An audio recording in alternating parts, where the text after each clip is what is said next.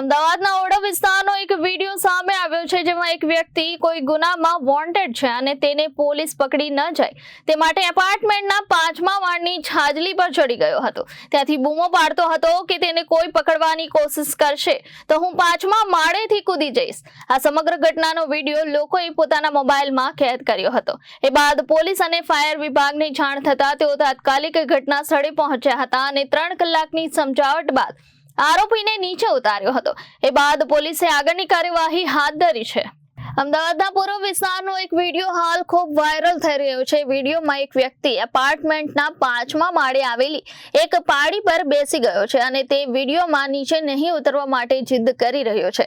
એટલું જ નહીં, આ વિડીયો શહેરના પૂર્વ વિસ્તાર એટલે કે ઓઢવમાં આવેલ શિવમ એપાર્ટમેન્ટ નજીકનો હોવાનું માનવામાં આવી રહ્યું છે.